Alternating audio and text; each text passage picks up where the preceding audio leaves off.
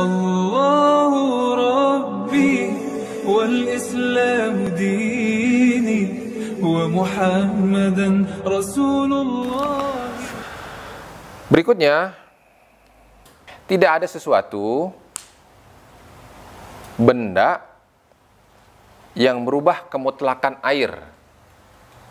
Air mutlak itu kan air yang suci dan mensucikan. Air yang suci dan mensucikan itu dalam artian bukan air kembang, bukan air gula, bukan air warna merah, bukan air warna hijau. Maksudnya gini, dia habis mengerjakan suatu pekerjaan yang tangannya ini sehingga tangannya penuh dengan tinta. Kita kucurkan air yang menetes dari tangannya ini, lihat warnanya merah. Air apa ini? Air tinta kan? Air mutlak nggak? Atau air suci mensucikan nggak? Nggak. Artinya tidak ada sesuatu benda yang menempel di tubuh anggota wudhunya itu akan merubah kemutlakan air. Jadi kalau memang artinya air yang dari keran ini air mutlak, jatuhnya pun harus air mutlak.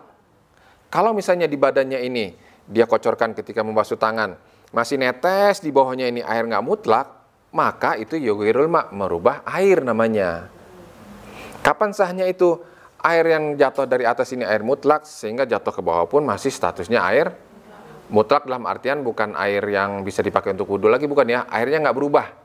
Kalau berubah jadi air warna tinta, masih belum memenuhi syarat untuk wudhu.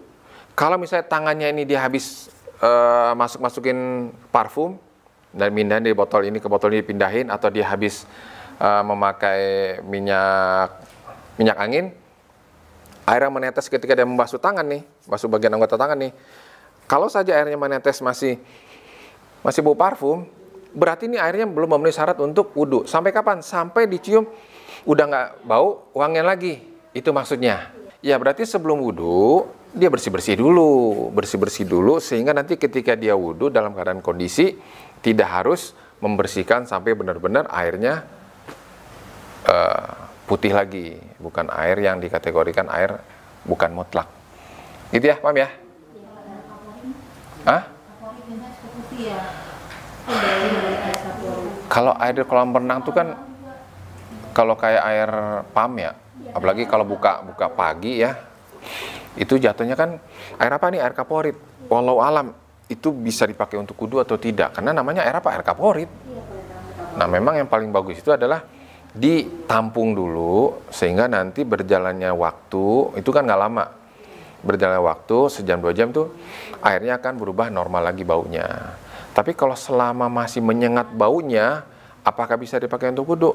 Karena kita tanya, cium nih air apa? Air kaporit, ya berarti air kaporit namanya, bukan air mutlak. Gitu ya. Atau kolam bak mandi ibu, karena untuk mencegah supaya ada penyakit kulit atau mencegah demam berdarah, di kolam bak di kamar mandi ibu tuangin Detol, ambil ciduk aja, cium. Air apa ini? Bau Detol, air apa ini? Maka itu air Detol dipakai bisa untuk mandi sama wudhu nggak? Nggak bisa. Kalau mengalir lain lagi. Mengalir selama memang tidak mengalir nih, air yang mengucur itu cium. Kalau masih bau ya enggak berarti. Ditanya itu air apa?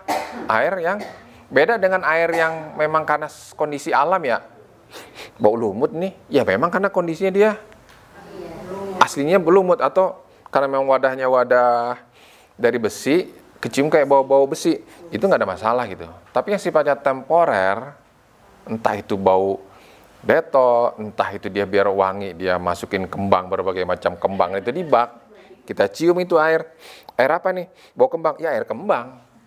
Yang dimaksud dengan air mutlak itu adalah air yang tidak terkait dengan sesuatu benda, entah itu wangian, entah itu warna, itu air mutlak.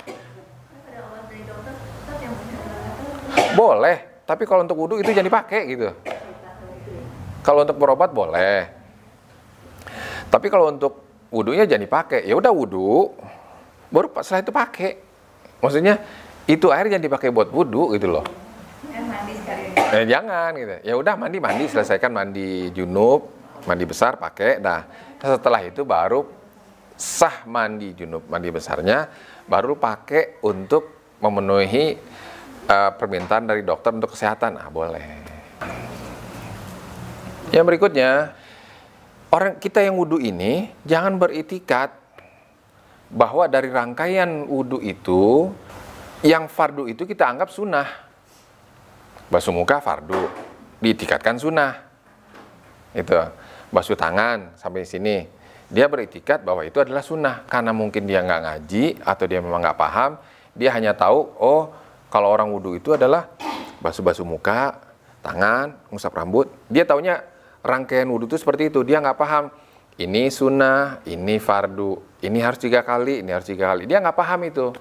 Nah, kalau dia beritikat, bagian anggota yang fardu itu dianggap sunnah, maka tidak sah wudhunya. Nah, di sini pengarang membagi menjadi beberapa kriteria bagi orang yang tahu atau tidak tahu.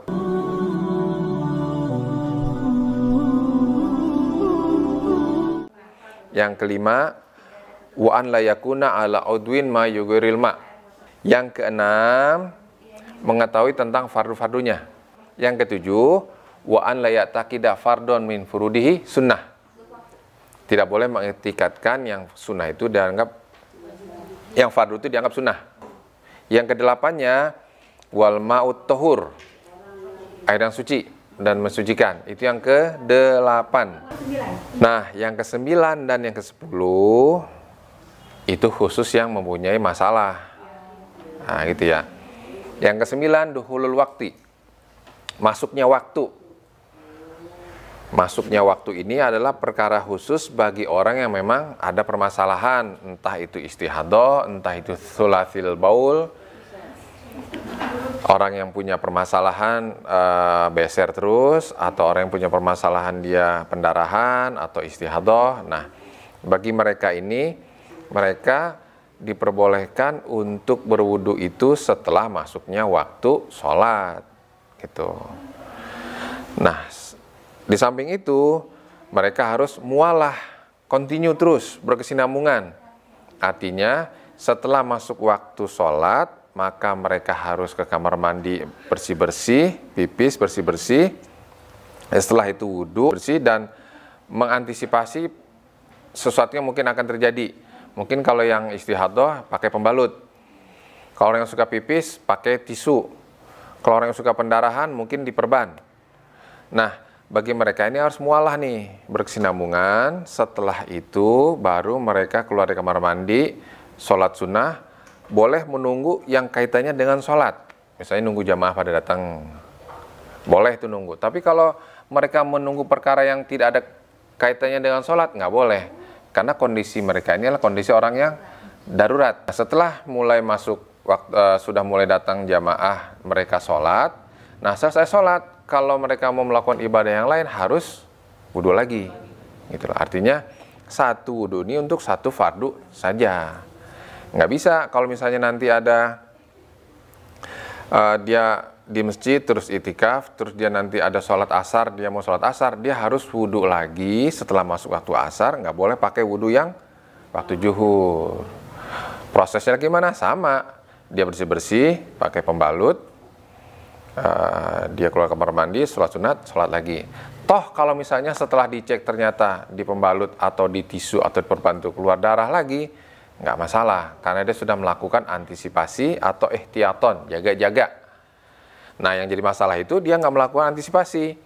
Dilihat di celananya ada bercak, dilihat di bagian yang lainnya ternyata dia masih beser. Nah, kalau itu terjadi maka sholatnya harus diulang, ganti baju.